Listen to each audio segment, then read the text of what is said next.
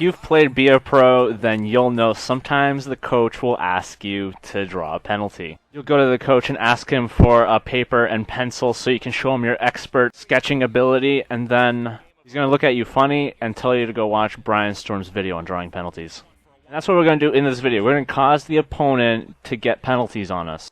The first set of penalties are tripping, like you see here.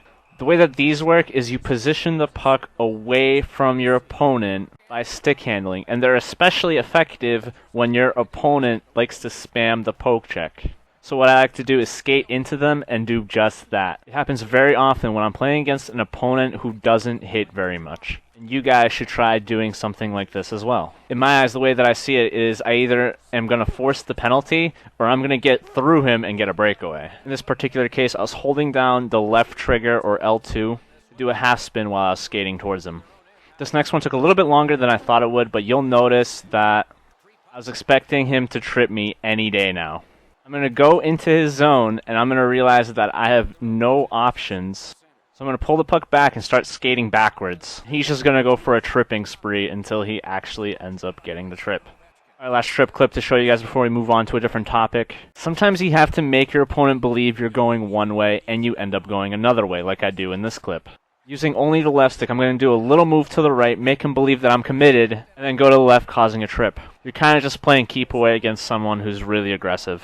The next type of clip I want to show you guys is stick lift related. These penalties happen very often when the opponent lets the computer try to take the puck away from you, usually in open ice. It happens very often off of the face-off. And if you're like me and like to let your computer try to take the puck away, you have to watch the opponent to see if he's going to try to force a penalty. And if he is, you switch to that player. In this case, he let the computer go at me, so I just kept the puck as far away from the player as possible.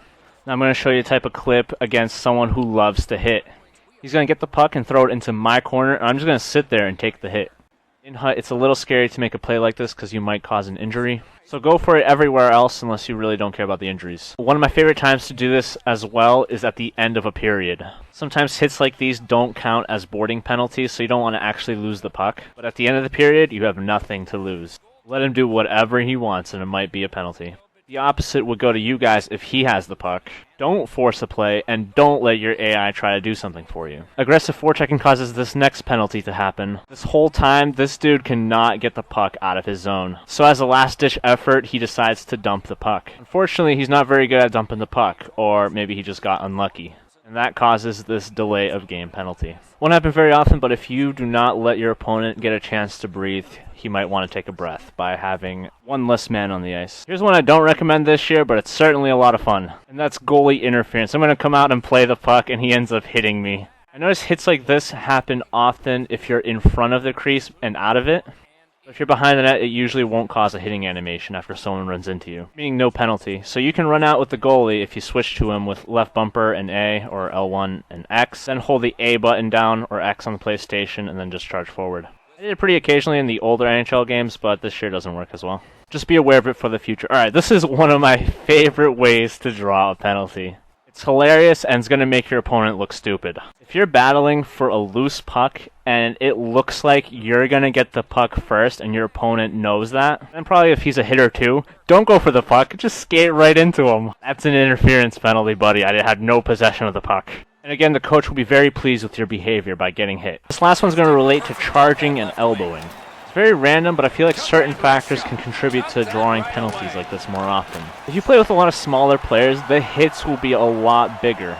And the ref may view it as an illegal hit like this one. I think the shorter players also have their head down a lot lower, which makes it a lot easier to get elbowed, which is one of the stupidest penalties in the game. In this case, it was charging, where the guy was sprinting across the ice with the intent to hit you the whole time. So I say let him if you can't get the breakaway. I also needed to include a little black screen so I can thank you guys for watching, and I hope that this intangible aspect to the game can help you win more games. With that being said, I'll see you guys around.